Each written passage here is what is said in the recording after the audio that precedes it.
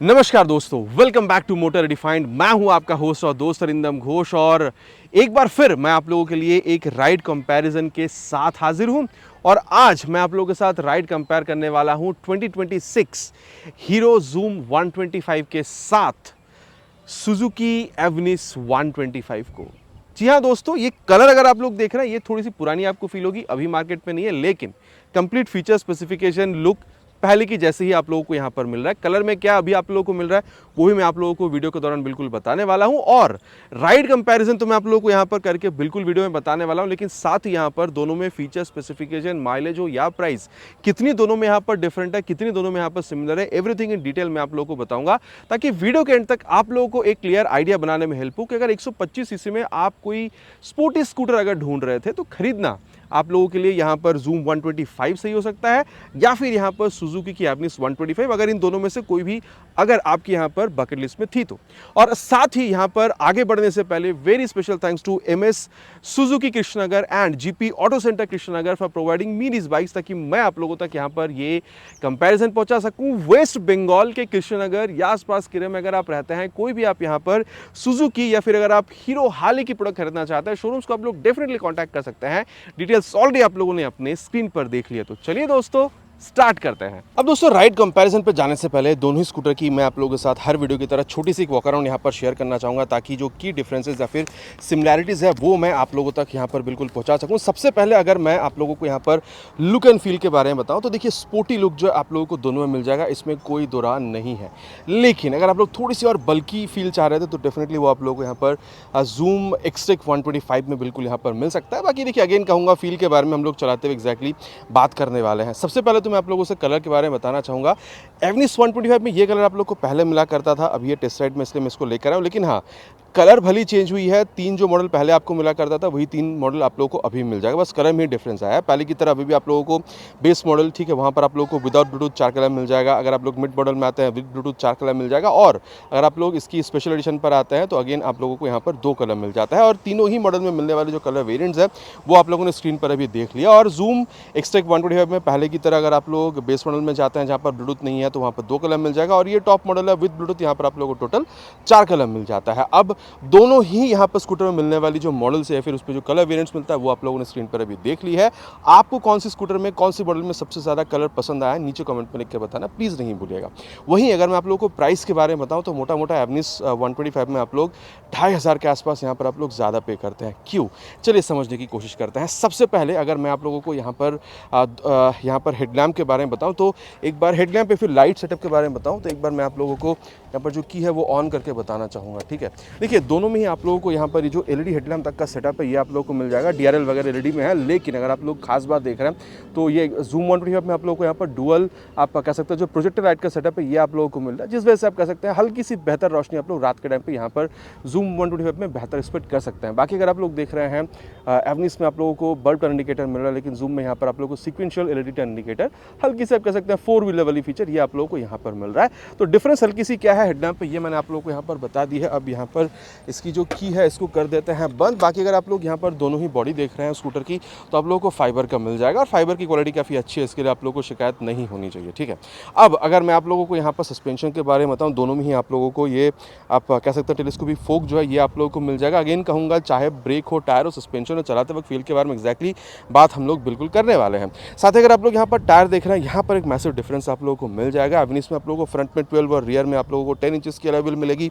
Zoom में आप लोगों को दोनों ही आप कह सकते हैं टायर में जो व्हील आपको मिल रहा है वो 14 इंचेस का आप लोगों को मिल जाएगा। बाकी अगर आप लोग यहाँ पर टायर देख रहे हैं तो एवनिस में आप लोगों को यहाँ पर 90/90 सेक्शन तक का tyre with 12 inches of alloy wheel आप लोगों को यहाँ पर मिलेगा, लेकिन यहाँ पर काफ़ी मैसिव है। यहाँ पर आप लोगों को 110/80 सेक्शन तक का टायर आप लोगों को यहाँ पर 14 इंचेस की जो अलॉय व्हील है इसके साथ आप लोगों को मिलेगा। बाकी आप देख सकते हैं एवनिस में कोई यहाँ पर आप लोगों को जो डायमंड कट वाली चीज़ है वो नहीं मिलता, लेकिन यहाँ पर आप लोगों को डायमंड कट अलॉय व्हील जो है ये मिलता है। तो दिखने में ये थोड़ी सी और स्पेशल आप लोगों को यहाँ पर बिल्कुल फील दे सकती है। बाकी यहाँ पर आप लोगों को सस्पेंशन पे माउंटेड यहाँ पर रिफ्लेक्टर जो ये भी मिलेगा, जो खासकर वहाँ पर आप लोग को दिख नहीं रहा है, वहाँ पर आप लोग को साइड वहाँ पर दिखेगा रिफ्लेक्टर, ठीक है।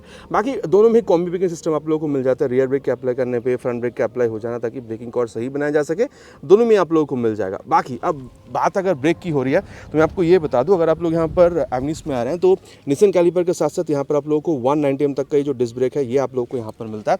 लेकिन यहाँ पर अगर आप लोग आ रहे हैं जूम में तो बाइब्रेक कैलिपर के साथ 220 mm तक का जो पेडल डिजाइन वाला डिस्क है ये आप लोगों को बिल्कुल यहाँ पर मिल जाता है। दोनों स्कूटर की यहाँ पर जो लेग रूम है काफ़ी सही लग रही है चलाते वक्त, आगे इसके बारे में बात बिल्कुल करेंगे। ग्लव बॉक्स यहाँ पर आप लोगों को बिल्कुल मिल जाता है और यहाँ पर अंदर आप लोगों को ये जो मोबाइल चार्जिंग पोर्ट है मैं आप लोगों को दिखाना चाहूँगा। ये देखिए कुछ इस तरीके से आप लोगों को यहाँ पर बिल्कुल मिल जाता है। अगर आप लोग एवनिस पर आ रहे हैं तो फ्रंट में आप लोगों को छोटा सा एक ग्लव बॉक्स वहाँ पर खाली मिल रहा है, लेकिन यहाँ पर आप देख सकते हैं अंदर आप लोगों को जो USB type mobile charging port है ये भी मिल जाएगा। दोनों में ही आप लोग कह सकते हैं USB टाइप ही आप लोगों को बिल्कुल मिल जाता है। टांगने के लिए आप देख सकते हैं यहाँ पर जो हुक है ये आपको मिलेगा। फ्रंट पे वहाँ पर कोई हुक है नहीं, लेकिन हाँ अगर आप लोग देख रहे हैं नीचे वहाँ पर भी आपको हुक मिल रहा है, यहाँ पर भी आप लोग को हुक मिल रहा है, ताकि आप यहाँ पर स्कूटर की जो यूटिलिटी होती है कैरी करने की चीज़ वो आप लोग यहाँ पर कर सकें। बाकी अगर मैं आप लोगों को यहाँ पर रियर पोर्शन के बारे में बताऊँ तो लाइट जो है दोबारा मैं यहाँ पर इसकी ऑन कर लेना चाहूँगा, ताकि रियर पोर्शन के बारे में आप लोग को यहाँ पर बता सकूँ। कुछ इस तरीके से टेल लैम्प जो है ये आप लोग को दिखेगा। यहाँ पर स्प्लिट टेल लैम्प जो ये आपको दिख रहा है, वहाँ पर आप देख सकते हैं नॉर्मल टेल, वहाँ पर भी आप लोगों को कहीं ना कहीं थोड़ी सी आप कह सकते हैं स्प्लिट वाली ही समझ में आ रही है सुजुकी एवनिस 125 में। बाकी वहाँ पर आप लोगों को बल्ब का इंडिकेटर मिल रहा है, यहाँ पर आप लोग को LED इंडिकेटर मिलेगा। आप देख सकते हैं मडगार्ड जो है दोनों में ही काफ़ी लंबी वाली है, तो बरसात का टाइम में भी आ चुका है ऑलरेडी। स्पेशली अगर मैं वेस्ट बंगाल की बात करूँ तो पानी की छींटें बहुत हद तक आप लोगों को यहाँ पर ऊपर चढ़ती हुई नज़र नहीं आ रही है, ठीक है। बाकी अगेन अगर मैं यहाँ पर इंजन के बारे में बात करूँ तो स्टार्ट में यहाँ पर करना चाहूँगा विद सुजुकी एवनिस। यहाँ पर आप लोगों को 124cc single cylinder SOHC 2 valve air cool filter engine आप लोगों को मिल जाएगा। बाकी CVT दोनों में है, आप देख सकते हैं दोनों में आप लोगों को किक स्टार्ट भी मिल जाता है। 8.7 PS की पावर 10 Nm टॉर्क के साथ ये इंजन आप लोगों को कंपनी बिल्कुल ऑफर करती है। और अगर मैं आप लोगों को यहाँ पर जूम 125 के बारे में बताऊँ तो यहाँ पर आप लोगों को 124.6cc single cylinder air cool filter CVT engine जो है ये आपको बिल्कुल मिल जाएगा। 9.8 BH की पावर, मतलब आप कह सकते हो अप्रॉक्सीमेटली 10 PS तक का पावर विद 10.4 Nm टॉर्क। तो पावर टॉर्क हल्की सी यहाँ पर आप लोगों को ज़्यादा मिलती है। अब चलाते हुए ये कितनी ज़्यादा फील कराती है इसके बारे में आगे हम लोग चलाते हुए बात बिल्कुल करने वाले हैं। और अगर बात यहाँ पर इंजन की ही हो रही है तो चलिए जो एग्जॉस्ट साउंड है वो भी मैं आप लोगों को सुना देता हूँ। स्टार्ट करते हैं यहाँ पर एवनिस के साथ।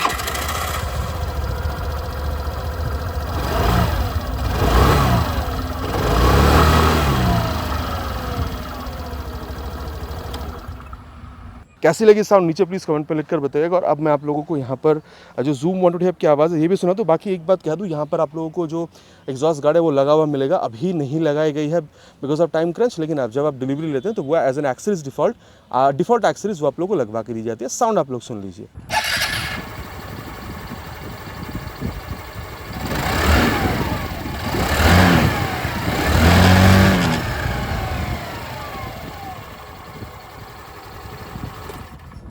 किसकी साउंड आप लोगों को ज़्यादा बेहतर लगी नीचे कमेंट पर लिखकर आप लोग बताना प्लीज़ नहीं भूलेगा। और अब यहाँ पर जो रियर पोर्शन में टायर या फिर इस यहाँ पर जो ब्रेक वगैरह है इस बारे में बात कर लेते हैं। सबसे पहले अगर यहाँ पर टायर के बारे में बात करी जाए तो एवनिस में आप लोगों को वहाँ पर 90/100 सेक्शन तक का टायर विथ 10 इंचेस ऑफ एलोविल मिलेगा। यहाँ पर आप लोगों को 120/70 सेक्शन तक का टायर विथ 14 इंचेस ऑफ एलोविल मिलेगा। बाकी यहाँ पर अगेन फ्रंट की तरह आप कह सकते हैं जो ये डायमंड कट वाली चीज़ है ये अलग ही लगती है देखने में, ठीक है। बाकी यहाँ 130 mm तक का ड्रम ब्रेक जो आप लोग को यहाँ पर दोनों में मिल जाएगा। इनफैक्ट अगर आप लोग सस्पेंशन देखते हैं तो ये जो सिंगल हाइड्रोलिक शॉक एब्जॉर्बर है ये भी आप लोगों को यहाँ पर दोनों ही स्कूटर में बिल्कुल ही चीज़ सिमिलर मिल रहा है। इसके अलावा सीट के बारे में अगर यहाँ पर बात करी जाए, आप देख सकते हैं पकड़ के बैठने के लिए जो ग्रैब हैंडल है ये आप लोगों को यहाँ पर दोनों में ही काफ़ी सही मिलता है। सीट हाइट के बारे में अगर बात करी जाए, एवनिस में आप लोगों को 780 mm के आसपास मिल जाता है, यहाँ पर आप लोगों को 777 mm का मिलेगा। तो बहुत ज़्यादा डिफरेंस यहाँ पर आपको समझ में नहीं आती है। और 5'4" तक की हाइट 5'3", 5'4" तक की हाइट अगर है तो दोनों स्कूटर को मैनेज करने में आप लोगों को प्रॉब्लम नहीं होनी चाहिए। बाकी अगर मैं यहाँ पर आप लोगों को एक और चीज़ के बारे में बताऊं, ये सीट अगर मैं आप लोगों को बताऊं तो आप लोग देख सकते हैं यहाँ पर कुछ इस तरीके से मोटा मोटा 17 से 18 आप कह सकते हैं लीटर्स तक की बूट स्पेस के साथ आप लोगों को मिल जाएगा। और यहाँ पर आप लोगों की जो बूट लैंप है ये भी आप लोगों को बिल्कुल मिल रहा है। और वहीं अगर मैं आप लोगों को ये जो एवनिस इसके बारे में बताऊं तो मोटा मोटा आप लोगों को 21 से 22 लीटर तक का जो बूट स्पेस है यहाँ पर आप लोगों को बिल्कुल मिल जाता है, ठीक है। तो यहाँ पर आप लोगों को बूट स्पेस थोड़ा सा ज़्यादा मिलेगा इसमें। और अगर आप लोग यहाँ पर ये पेट्रोल टैंक देख रहे हैं, ठीक है, एक बार मैं आप लोगों को ओपन करके बता देता हूँ। यहाँ पर रियर में आप लोगों को इस तरीके से ओपन करना पड़ेगा। यहाँ पर आप लोगों को मोटा मोटा ये 5.2 लीटर्स तक का आप लोगों को मिल जाता है। और अगर आप लोग जूम में देख रहे हैं, प्रेस करके राइट साइड मोड़ेंगे तो ये देखिए बीप साउंड के साथ ही ओपन होती है। यहाँ पर आप लोगों को 5 लीटर्स तक आप लोगों को बिल्कुल मिल जाएगा। और अगर एक चीज़ देखिए, अगर मैं यहाँ पर ऑन कर देता हूँ क्योंकि ये खुली हुई है, तो कंटिन्यूस बीप साउंड जो आप लोगों को मिलेगा जब तक आप लोग यहाँ पर इसको बंद नहीं करते हैं। बाकी हाँ, दोनों ही E20 एनेबल्ड है। तो अभी जो प्रॉब्लम आ रही है, बहुत ज़्यादा न्यूज़ पर चर्चित है E20 को लेकर, तो मेरे हिसाब से क्योंकि दोनों में ही E20 एनेबल्ड चीज़ आप लोगों को मिल रहा है, तो E20 फ्यूल से भले ही थोड़ी सी माइलेज यहाँ पर कॉम्प्रोमाइज़ होगी, लेकिन इंजन वगैरह फिर और जो पार्ट्स उसमें प्रॉब्लम मेरे हिसाब से आप लोगों को नहीं मिलना चाहिए। बाकी हाँ, मोटा मोटा 40 से 45 के बीच माइलेज दोनों एक्सपेक्ट कर सकते हैं। बाकी हाँ, अवनीश में आप लोग सुजुकी में हल्की सी बेटर माइलेज आप लोग एक्सपेक्ट यहाँ पर बिल्कुल कर सकते हैं, क्योंकि यहाँ पर कंपनी ACP टेक्नोलॉजी लाती है, सुजुकी इको परफॉर्मेंस। मतलब वही आप कह सकते हैं वाइब्रेशन या फिर वाइब्रेशन को कम करके, ठीक है, आप कह सकते हैं जो फ्रिक्शन उसको कम करके माइलेज या फिर जो परफॉर्मेंस उसको और बेहतर करने की कोशिश करी जाती है सुजुकी ACP में, ठीक है, सुजुकी इको परफॉर्मेंस, ये वाली जो फॉर्मूला है इसमें। बाकी अब अगर मैं आप लोगों को यहाँ पर दोनों ही स्कूटर की जो ग्राउंड क्लियरेंस इस बारे में बताऊँ तो 164 m तक का ग्राउंड क्लियरेंस यहाँ पर आप लोगों को आप कह सकते हैं जूम 125 में मिल जाएगा। यहाँ पर अगर आप लोग देख रहे हैं तो मोटा मोटा 160 m तक का मिलेगा। तो दोनों में ऑलमोस्ट सिमिलर, यहाँ पर हल्की सी बेहतर मिलेगा। बाकी वेट में भी डिफरेंस है। एवनिस में आप लोगों को 106 किलोग्राम का मिलेगा, यहाँ पर काफ़ी ज़्यादा है, ठीक है, मोटा मोटा 120 से 21 किलोग्राम तक का यहाँ पर आपको मिल जाता है। हैंडल बार यहाँ पर आपको थोड़ी सी ज़्यादा चौड़ी फील हो सकती है चलाते वक्त। मैं कहूँगा इसके बारे में बात आगे बिल्कुल करने वाले हैं। यहाँ पर ऑलरेडी ऑन है high beam low beam pass out का स्विच, टर्न सिग्नल और हॉर्न कुछ इस तरीके से मिल जाएगा। I3S को ऑन ऑफ करने का स्विच यहाँ पर है। बाकी यहाँ पर आप लोगों को ऑफ कर मतलब किल स्विच नहीं दिया गया है, बस स्टार्ट स्विच आप लोगों को दिया गया। और आप देख सकते हैं ये ऑटो इल्यूमिनेट भी हो जाती है। और इग्निशन जो एग्जॉस्ट साउंड है वो मैंने ऑलरेडी आपको सुनाई है। बाकी दोनों में ही मिरर जो है काफ़ी आपको स्पोर्टी वाला मिल जाएगा। फील इसके बारे में आगे चलाते हुए बात करेंगे। रियर भी कितनी अच्छी देती है। बाकी यहाँ पर भी आप लोगों को डिजिटल प्लस ब्लूटूथ कंसोल मिल रहा है। स्पीडोमीटर, ओडोमीटर, आप कह सकते हैं ट्रिप वगैरह यहाँ पर आप लोग इस्तेमाल कर सकते हैं। इस ब्लूटूथ का इस्तेमाल करने पर टर्मिनेटर नेविगेशन, कॉल SMS सारी चीज़ें आप लोग यहाँ पर भी इस्तेमाल बिल्कुल कर सकते हैं। और जैसे ही मैं इसको यहाँ पर ऑन करता हूँ तो आप देख सकते हैं यहाँ पर भी आप लोगों को complete digital plus Bluetooth console जो ये आप लोगों को यहाँ पर मिल जाता है। तो यहाँ पर भी आप लोगों को स्पीडोमीटर, ओडोमीटर, ठीक है, ट्रिप वगैरह का फंक्शन यहाँ पर भी आप लोगों को मिल जाएगा। फ्यूल गैस सेंसर दोनों में आप लोगों को दिख रहा था। बाकी यहाँ पर भी अगर आप लोग सुजुकी की अगर आप लोग राइड कनेक्ट ऐप को यूज़ करते हैं तो turn button navigation, call SMS alert, ये सारी चीज़ आप लोग यहाँ पर बिल्कुल इस्तेमाल कर सकते हैं, ठीक है। बाकी यहाँ पर भी अगर आप लोग देख रहे हैं तो ये लॉक करने का सिस्टम यहाँ पर आप लोगों को मिल रहा है, जो यहाँ पर आप लोगों को देखने में मिल नहीं रहा था। इसके अलावा हाई बीम, लो बीम, पास लाइट, हॉर्न यहाँ पर हल्की सी बेहतर है। बाकी यहाँ पर हाँ किल स्विच आप लोगों को मिल जाता है। तो यहाँ तक मैंने आप लोगों को दोनों स्कूटर में चीज़ें क्या मिल रही है वो मैंने आप लोगों को यहाँ पर बता दी है। अब प्राइस के बारे में बात करते हैं, जिसमें मैंने ऑलरेडी बताया था वहाँ पर करीबन 2,500 रुपये तक आप लोग ज़्यादा पे करेंगे। जूम 125 इस टॉप मॉडल को अगर आप लोग देख रहे हैं 1,14,000 के आसपास आपको मिल जाता है। सुजुकी एवनिस की अगर आप लोग बेस मॉडल देख रहे हैं वो आप लोगों को 1,14,500 के आसपास मिलेगा। ये जो मिड मॉडल मैं आप लोगों के लिए लेकर आया हूँ, बाकी पहले मिड मॉडल थी, अभी मिड मॉडल बस कलर डिफरेंट ऑलरेडी मैंने आपको बताया। ये अभी आप लोगों को 1,16,500 मिलेगा, तो इसके मुकाबले 2,500 रुपये ज़्यादा है। इनफैक्ट अगर आप लोग इसकी टॉप मॉडल जाते हैं तो 1,17,500 आप लोगों को यहाँ पर पे करना होता है। बहुत ज़्यादा बात कर चुका है दोनों स्कूटर में क्या है नहीं है। चलिए अब राइड पर चलते हैं, समझने की कोशिश करते हैं कि वे दोनों में चलाते वक्त कितना डिफरेंस आप लोग को मिल सकता है। और दोस्तों यहाँ पर राइड कंपैरिजन की शुरुआत करेंगे विद दिस आप कह सकते हैं सुजुकी एवनिस 125। बाकी seat height is around 780 mm, already मैंने आप लोगों से कही है। सीट पर जब आप लोग बैठ रहे हैं, cushioning is also quite good, not very hard, not very hard, इस ऑन द कंफर्टेबल साइड में बिल्कुल कह सकता हूँ, आप लोगों को तकलीफ नहीं देगी। बाकी स्पेस अगर आप देख रहे हैं ठीक ठाक है, मैं नहीं कहूँगा बहुत ज़्यादा, ठीक ठाक आप लोगों को मिल जाएगा पकड़ के बैठने के लिए। पीछे ग्रैब हैंडल जो है ये भी आप लोगों को यहाँ पर काफ़ी सही मिल जा रहा है, ठीक है। और देखिए अगर आपके हाइट अराउंड 5'3'4" है, ऑलरेडी आप इसको यूज़ कर सकते हैं, मैंने कही है आपसे। लेकिन हाँ लेग रूम काफ़ी सही लग रहा है, आगे इसके बारे में मैं आपको बिल्कुल बताऊँगा। और आप ऑलमोस्ट अपराइट ही यहाँ पर बैठ रहे हैं, ठीक है। अब चलिए इसकी यहाँ पर शुरुआत करते हैं। और ये देखिए मैं कह सकता हूँ इनिशियली टानने में आप लोगों को स्कूटर में कोई प्रॉब्लम मेरे हिसाब से आपको फील नहीं होनी चाहिए, चाहे आप राइड कर रहे हो या फिर आप पिलन के साथ ही यहाँ पर क्यों ना राइड कर रहे हो, ठीक है। और देखिए लेग रूम मैं तो कहूँगा अगर आपकी हाइट अराउंड 6'1" तक की भी है तो भी आप लोगों को अच्छा खासा यहाँ पर लेग रूम मिल जाएगा। मेरी हाइट इज़ क्लोज टू 6, बाकी 5'3", 5'4" तक की हाइट भी इनफ रहेगी स्कूटर को चलाने में, ऑलरेडी मैंने आप लोगों से यहाँ पर कही है ना। बाकी चलिए अब यहाँ पर इसकी जो एक्सीलरेशन टेस्ट है पहले उसको कंप्लीट करते हैं, फिर यहाँ पर इसकी जो परफॉर्मेंस उसके बारे में आगे बात करते हैं। स्टार्ट करेंगे विद 3 हॉर्न्स और ये full throttle. Let's see how soon can we reach 60, 80 and 100। 60 already crossed, 80 crossed. Let's see if we can reach 100.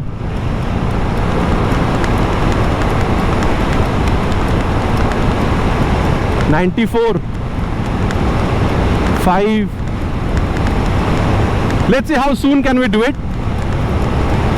85 तक जल्दी पहुंच रहे थे, 90 के ऊपर थोड़ी लेट हो रही है, 98 चले गए हैं। मेरी वेट क्लोज टू 80 है यहाँ पर। ये देखिए 99 पर गई थी अभी, और ये 100। ठीक है, डेफिनेटली आप लोगों को समझ में आ रहा होगा। अब देखिए वेट भी यहाँ पर मैटर करती है। मेरी हाइट क्लोज टू 80 है यहाँ पर। ठीक है, तो मतलब 60-80 तो काफ़ी जल्दी पहुंच जाती है। इनफैक्ट अगर आप 85 भी देख रहे हैं, काफ़ी जल्दी पहुंच रही थी। 90 के पार जब जा रही है तो ये हल्का सा समय ज़्यादा ले रही है। ये तो बिल्कुल मानना पड़ेगा इसमें यहाँ पर। ठीक है, मतलब आप लोगों ने यहाँ पर देख भी लिया है। बाकी देखिए वाइब्रेशन एज सच मुझे यहाँ पर फील हो नहीं रही है। मतलब एटलीस्ट 80-85 तक तो आप लोगों को बहुत ज़्यादा फील होने भी नहीं वाली है। उसके बाद अगर आप लोग देख रहे हैं, हाँ हल्की सी वाइब आपको यहाँ पर जो फुटरेस्ट वाला जो एरिया यहाँ पर आपको फील हो सकता है। बट अगेन वो वाइब्रेशन के हिसाब से मैं उसको नहीं मान रहा हूँ। इंजन की कैरेक्टर आप मान सकते हैं, वो जो इंजन रन कर रही है उसकी हल्की सी जो वाइब है वो आप लोगों को वहाँ पर फील होती है। ठीक है, और हाँ स्टेबिलिटी में आप लोगों को प्रॉब्लम हो नहीं रहा है। लेकिन अगेन अगर फ्रंट में 100 या फिर रियर में अगर 110 का टायर मिल जाता, या फिर एटलीस्ट 14 इंचेस की या फिर 12 इंचेस का ही अगर यहाँ पर टायर मतलब व्हील मिल जाता फ्रंट की तरह, एटलीस्ट अगर रियर में भी 12 इंचेस का व्हील मिल जाता तो ये और बढ़िया हो सकता था। ठीक है, और देखिए इंजन हीटिंग की इशू मेरे हिसाब से आप लोगों को बहुत ज़्यादा फील होनी नहीं चाहिए। स्पेशली अगर आप लोग इसको अगर आप सिटी राइड पर भी यूज़ कर रहे हैं, मेरे हिसाब से बहुत ज़्यादा फील नहीं होनी चाहिए। बाकी लॉन्ग राइड पे मतलब जब आप यहाँ पर 50, 60, 70 पे टान रहे हैं, फिर तो मतलब मेरे हिसाब से उस स्पीड पर भी आप लोगों को बहुत ज़्यादा यहाँ पर इंजन हीटिंग वगैरह की इशू जो है मेरे हिसाब से आप लोगों को फील नहीं होनी चाहिए। और अगर आप माइलेज देखें, ऑलरेडी मैंने कही है 40-45 के बीच में आप लोग यहाँ पर स्पीड बिल्कुल कर सकते हैं। और हाँ यहाँ पर आप लोगों को आप कह सकते हैं कोई आप कह सकते हैं ये जो इंटेलिजेंट स्टार्ट सिस्टम है वैसा कुछ आपको मिले। लेकिन हाँ ये जो इको आप लोगों को यहाँ पर बता रही है, अगर आप इस स्पीड पर चलाएंगे, जब यहाँ पर अगर जिस भी स्पीड पर अगर इको यहाँ पर शो कर रही है, इट मीन्स कि आप लोगों को यहाँ पर बेहतर माइलेज मिलेगा अगर आप लोग उस स्पीड को अगर आप लोग रन करते हैं इको अगर इस इंडिकेटर के साथ। और दोस्तों अब यहाँ पर एवरेज के बाद शुरू करेंगे इस स्कूटर के साथ। थोड़ी सी मैक्सी स्कूटर वाली ये फील देती है। यहाँ पर हीरो मोटोकॉर्प की जूम 125, साथ में हमारे 777M की सीट हाइट है, वहाँ पर आपको 780mm का मिल रहा था। मेरे हिसाब से बहुत ज़्यादा डिफरेंस दोनों में आप लोगों को बैठने पर फील नहीं हो रहा। लेकिन हाँ ये थोड़ी सी ज़्यादा सॉफ्टर आप लोगों को बिल्कुल फील होगी। और एक बात है, ये जो चौड़ाई है, ये चौड़ाई आप लोगों को जो ज़्यादा मिल रहा है ना, बैठते से ही आप लोगों को ये फील होगा। ठीक है, चौड़ाई अगर कम होती है ना तो पैर नीचे जाने में ईजी होता है यहाँ पर। बाकी देखिए लेग रूम तो भाई यहाँ पर भी काफ़ी सही है, और मैं तो कहूँगा एवरेज जैसे ही आप लोगों को मिला। बाकी हाँ हैंडल बार आप लोगों को यहाँ पर थोड़ी सी और चौड़ी बिल्कुल फील होती है। बाकी स्पेस अगर आप लोग देख रहे हैं यहाँ पर आपको ज़्यादा मिल रहा है पिलियन को अगर आप बिठाना चाहते हैं तो। बाकी ग्रैब हैंडल यहाँ पर भी आप लोगों को ठीक ठाक मिल जाता है, और आप देख सकते हैं आप यहाँ पर भी काफ़ी अपराइट ही बैठ रहे हैं। ठीक है, चलिए अब स्टार्ट करते हैं। और ये इनिशियल देखिए, मैं तो कहूँगा आप खुद राइड कर रहे हैं फिर आप पिलियन के साथ ही क्यों ना राइड कर रहे हैं। देखिए यहाँ पर पावर टॉक आप लोगों को ज़्यादा मिल रहा है, तो ये एक लाजमी सी बात है कि यहाँ पर आप लोगों को थोड़ा सा तो बेहतर एक्सेलरेशन फील होना चाहिए। और इनिशियल में वो आपको फील हो भी रहा है, ऐसा नहीं है कि वहाँ बहुत अलग है यहाँ बहुत अलग है, लेकिन हल्की सी बेहतर यहाँ आपको फील होना चाहिए। अब ये लाजमी सी बात है बिकॉज ऑफ पावर टॉक। बाकी हाँ यहाँ पर वेट भी काफ़ी ज़्यादा है, वहाँ पर 106 है, यहाँ पर 121। उस हिसाब से पावर टू वेट रेशियो बहुत ज़्यादा डिफरेंट नहीं है, लेकिन फिर भी यहाँ पर हल्की सी बेहतर आपको फील हो सकती है। और देखिए अगर आप 6'1" तक की भी अगर आपकी हाइट है ना, फिर भी मैं कहूँगा लेग रूम आप लोगों के लिए काफ़ी सही हो सकता है। और 5'3" से 4 की अगर आपकी हाइट है तो भी आप लोग चला सकते हैं। ऑलरेडी मैंने आप लोगों से कही है स्कूटर के बारे में।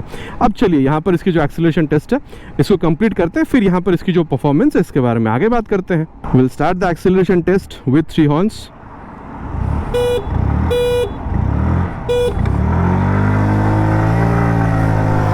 Full throttle. इको जब तक शो करेगी इसका मतलब है कि आपको बेहतर माइलेज मिलेगा जिस स्पीड पर इको शो कर रही है।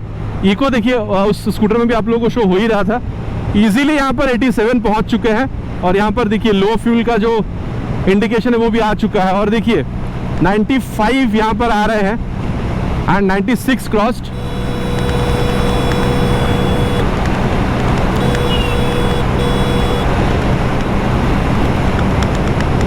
$98, $99, $100।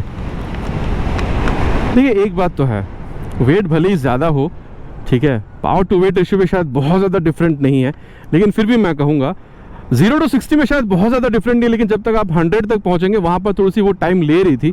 यहाँ पर देखिए ये 95 के बाद यहाँ पर भी टाइम इसने लिया, लेकिन उससे कम ही लिया है। 0 to 60, 80, 100 आप लोगों ने अभी स्क्रीन पर यहाँ पर देख ली है, ठीक है।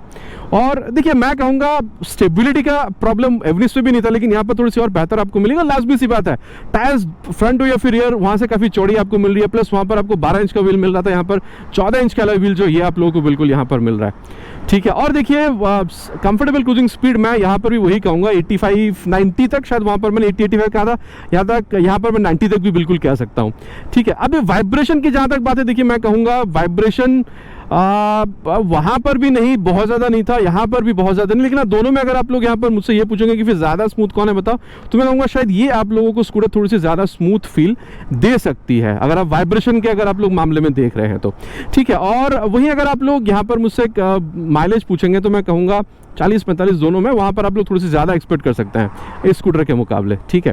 और देखिए मैं कहूँगा इनिशियल स्पीड में दोनों में बहुत ज़्यादा फर्क आपको शायद ही मिले, लेकिन जब तक आप यहाँ पर 70-80 क्रॉस कर रहे हैं, 100 या फिर उससे ऊपर अगर आप जाने की कोशिश कर रहे हैं, टॉप स्पीड की मैं बाकायदा यहाँ पर बात कर रहा हूँ, तो शायद यहाँ पर आप लोगों को हल्की सी टॉप स्पीड आप लोगों को ज़्यादा देखने में मिल सकता है। बाकी दोस्तों यहाँ पर आप लोगों को जो i3 इंटेलिजेंस ट्रांसफर सिस्टम वो आप लोगों को मिल जाता है, जो वहाँ आप लोगों को एवेन्यूज पे मिल नहीं रहा था।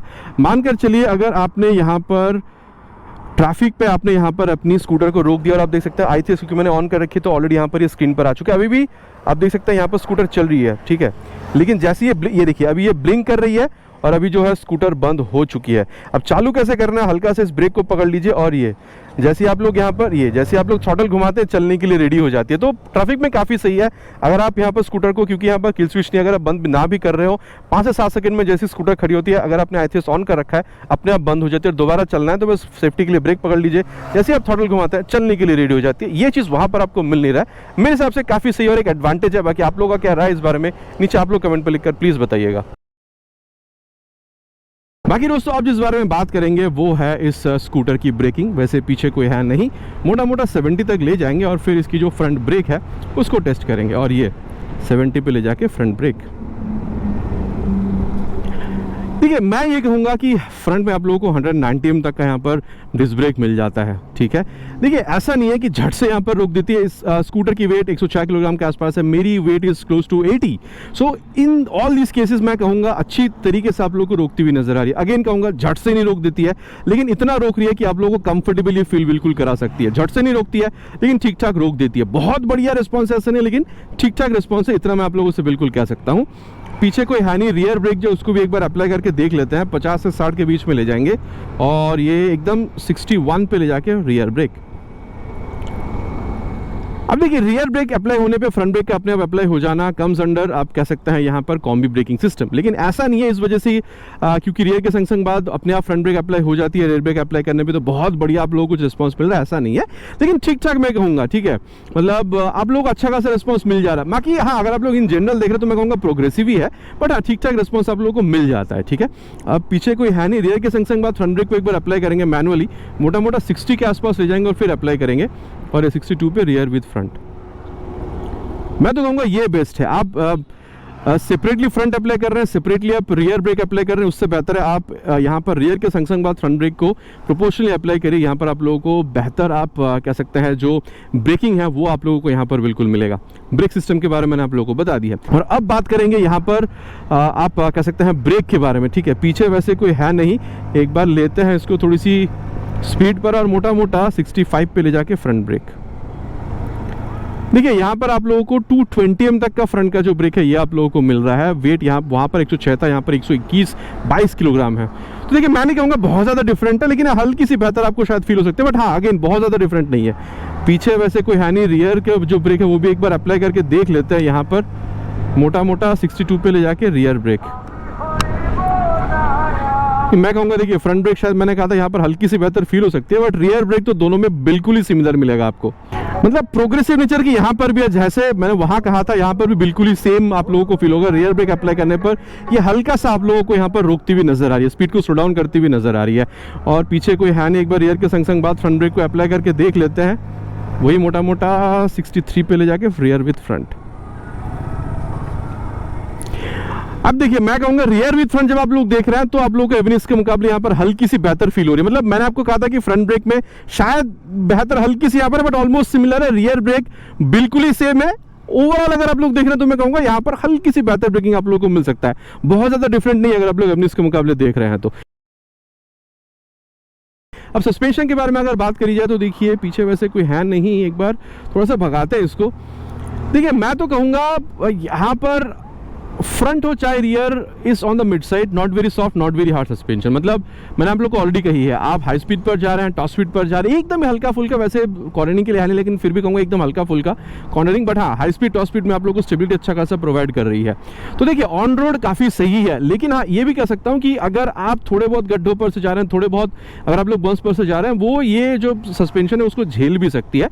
बहुत ज़्यादा आपको झटका यहाँ पर ये फील नहीं कराएगी, ठीक है। लेकिन ज़्यादा गड्ढे ज़्यादा अगर आप लोग बम्प्स पर से जा रहे हैं फिर तो मतलब झटका आपका एकदम निर्धारित है फील कराएगी, लेकिन छोटा मोटा गड्ढा, छोटा मोटा आप कह सकते हैं बम्प, ये झेल जाएगी, बहुत ज़्यादा आप लोगों को यहाँ पर ये फील नहीं कराएगी, ठीक है। तो ये था सस्पेंशन के बारे में। बाकी ओवरऑल फील अगर आप लोग देख रहे हैं, रियर व्यू मिरर काफ़ी अच्छा खासा रियर व्यू देती है, कॉकपिट एक्सपीरियंस भी काफ़ी सही है। यहाँ पर आप लोगों को ब्लूटूथ, ठीक है, आप लोगों को यहाँ पर कनेक्ट फीचर आप कह सकते हैं, यहाँ पर मोबाइल चार्जिंग पोर्ट, या फिर ये जो मतलब आप कह सकते हैं यहाँ पर ये जो कॉकपिट एक्सपीरियंस है, कंसोल अच्छा खासा आप लोगों को यहाँ पर इन्फॉर्मेशन दे दी। बाकी यहाँ टैकोमीटर चाहे यहाँ देख रहे हो या फिर आप यहाँ पर जूम देख रहे हो, आप लोगों को मिलता नहीं है, तो वो चीज़ दोनों में यहाँ पर मिसिंग है, लेकिन एनटॉर्क में वो चीज़ मिल जाता है।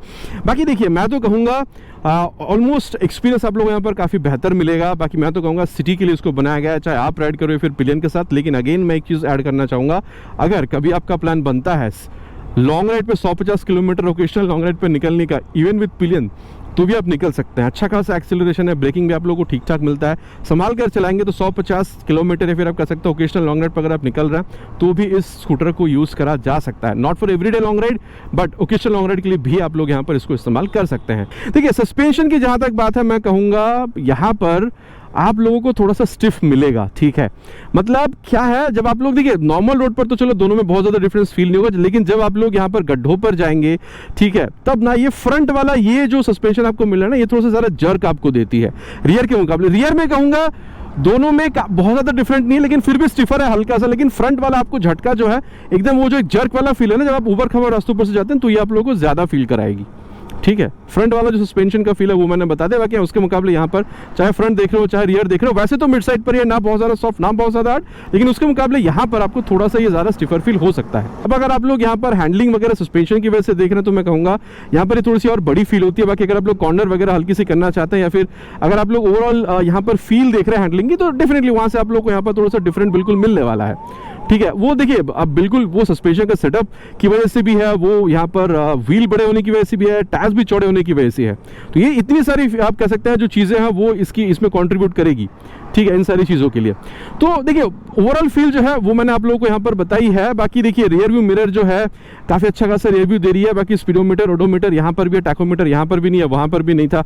बाकी ब्लूटूथ कनेक्टिविटी यहाँ पर भी है, वहाँ पर भी है, यहाँ पर भी आप लोगों को मोबाइल चार्जिंग पोर्ट मिल जाता है, वहाँ पर भी है। देखिए मैं कहूँगा अगर आप लोग सिटी राइड करना चाहते हैं यहाँ पर भी आप लोग बाकायदा कर सकते हैं, कोई प्रॉब्लम आप लोगों को नहीं होगी, ठीक है। बाकी यहाँ पर थोड़ी सी और ज़्यादा कंफर्टेबली आप लोगों को फील देते हैं। लेकिन अगर आप लोग लॉन्ग राइड के बारे में सोच रहे हैं ना, इसको भी बहुत ज़्यादा लॉन्ग राइड के लिए बनाया नहीं गया है, लेकिन फिर भी अगर आप लोग पिलियन के साथ और ज़्यादा कंफर्टेबल होकर लॉन्ग राइड करने की सोच रहे हैं तो मैं कहूँगा यहाँ पर सीट अगर आप लोग देखें थोड़ा सा और ज़्यादा कंफर्टेबल है, थोड़ी सी और ज़्यादा एक्सेलरेशन आप लोगों को मिल रहा है, हल्का सा बेहतर आप कह सकते हैं जो ब्रेकिंग है वो भी आप लोगों को यहाँ पर बिल्कुल मिल जाता है। तो ओवरऑल देखिए सिटी राइड के लिए तो दोनों ही बनी है, लॉन्ग राइड के लिए दोनों ही नहीं है, लेकिन फिर भी अगर आप अगेन मैं कहूँगा एवनिक्स के मुकाबले देख रहे हैं लॉन्ग राइड के लिए इस स्कूटर को इवन विद पिलियन, तो मैं कहूँगा हल्का सा बेहतर एक्सपीरियंस जो आप लोगों को इस स्कूटर के साथ बिल्कुल मिल सकता है। अब तक मैंने आप लोगों को बता दिया कि दोनों स्कूटर में आप लोगों को चीज़ें मिल क्या रही है।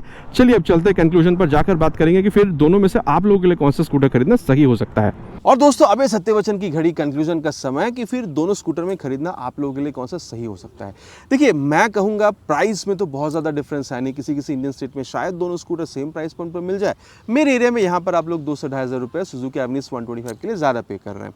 देखिए मैं कहूँगा सुजुकी जैसे एक डिपेंडेबल ब्रांड से अगर आप लोगों को एक रिलायबल इंजन चाहिए ताकि इंजन से आप लोगों को प्रॉब्लम फेस ना करनी पड़े, अच्छी खासे एक्सेलरेशन के साथ आप लोगों को फीचर रिच एक स्कूटर चाहिए जहाँ पर माइलेज भी आप लोगों को 40-45 के आसपास आपको चाहिए, ठीक है। आप लोगों को बूट स्पेस भी अच्छा चाहिए, आप लोगों को ठीक ठाक ब्रेकिंग भी चाहिए, आप लोगों को पिलियन के साथ भी राइड करना है।